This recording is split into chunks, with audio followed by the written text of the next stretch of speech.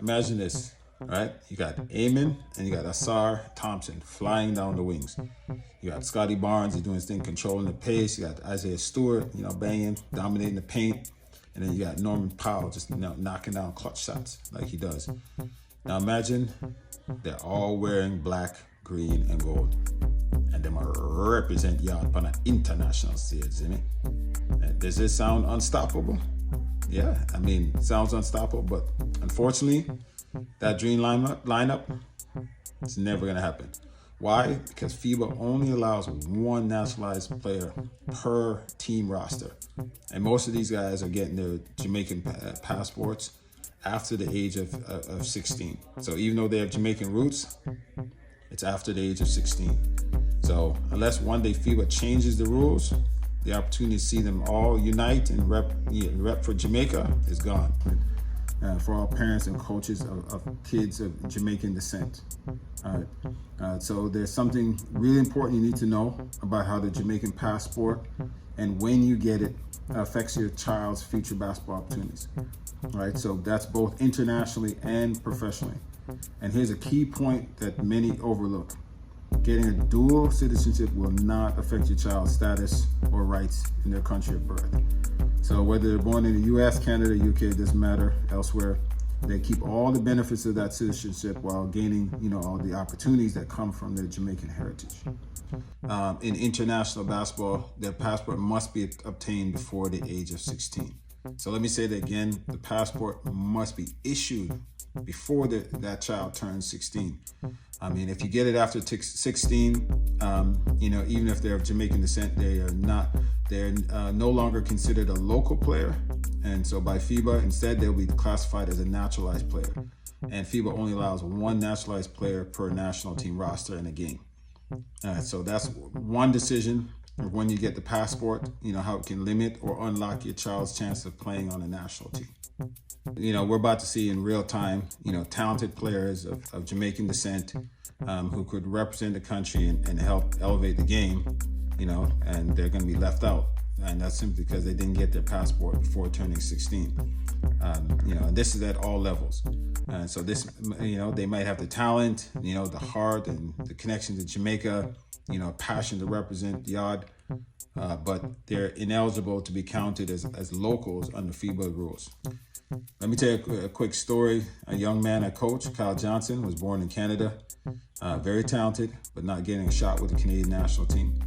He took my advice and got his British passport through his heritage, and that one decision changed everything. He went on to play for Great Britain's national team. He played against Team USA's Dream Team at the London Olympics in 2012, and had a career spanning over a decade representing the UK. So Canada never gave him a shot, but his passport did. So that's the power of using your heritage the right way. Another great example, at Phase 1 Academy, we assisted A.J. Debansa, the #1 high school player in the world, in obtaining his Jamaican citizenship and passport, which allowed him to play in the Nike Hoop Summit as a junior in high school. Nike only allows international players to participate on the world team at that age if they have official citizenship. And as the head coach of Jamaica's U17 Central Basket, I've also had the privilege of seeing two of our top players, Tristan McDonald and DeMarlo Elliott, both born in the U.S. But of Jamaican descent, and go on to play in the 2025 NBA Without Borders camp in El Salvador. Their opportunity came directly from their outstanding performance at our Central Baskets in Belize, and from having their Jamaican passport early. These are the kind of global opportunities that so many others miss out on in their home country, simply because they didn't secure their dual citizenship in time.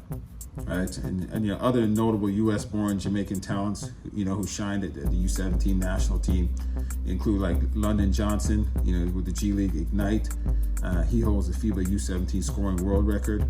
And Josh Minott, who now plays for the Minnesota Timberwolves. Their stories, remind us what's possible when players are supported early. Really, there's other great benefits too. A Jamaican passport, it really is, it's more than a document, it's access, because, Jamaica's a CARICOM country, and there's 22, Caribbean nations that, that fall under the CARICOM banner.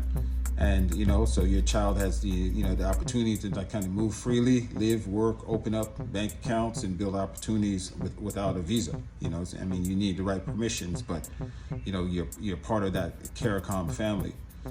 Also in European pro leagues, if your child has a Jamaican passport, and the league honors the CARICOM agreement, they may not count as one of the team's limited international player spots, so meaning more contract opportunities. Last, I really want to say to parents and coaches, I mean if your child's under 16 and has Jamaican roots, whether through grandparent or great grandparent, like, this is your window of opportunity, right? So apply for the passport now. Give your child, the freedom to move, the option to represent, and a chance to, to chase their dreams without, all that, bureaucratic, barriers, right? So don't wait until it's too late. A small action can open some big doors.